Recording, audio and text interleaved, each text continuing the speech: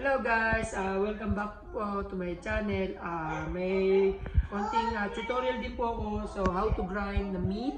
Meron po tayong grinder and then i-show ko rin po yung pag-assemble ng grinder. Ito, wala po siyang laman kaya ito po yung feed screw. Yan, nalagay ko na.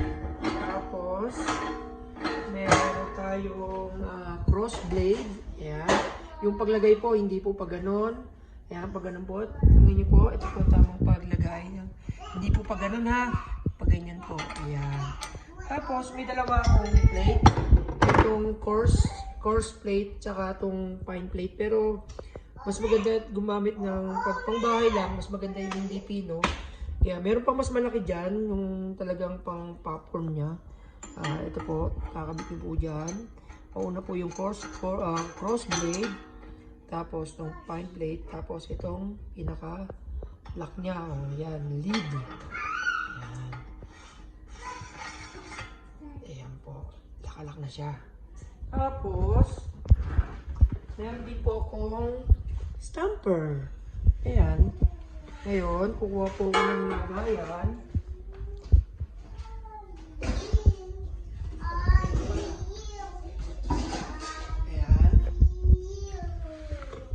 Sasalupin natin. At siyempre maganda po yung naka-malilit na slice yung yung karne. Ayan. Tapos, and then switch on. Medyo rangin nyo po. Ayan. Mayroon po tayong stamper. Ayan. Ayan, lumalabas na po yung ating karne. Ayan. Mga gustong mag-butcher, ayan, isa sa mga dapat yung matutunan na how to use meat grinder. Ayan.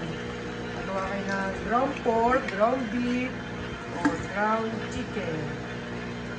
Ayan. Kung hindi ka pa nakasubscribe sa aking channel, huwag niyo pong kalimutang mag-subscribe, like, and share. Ayan.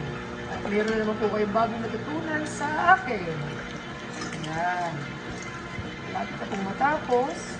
Ayan. Konting tulak na lang. Ayan. Please umaapaw na. Umaapaw na po. Ayan. Maraming salamat po. Paalam!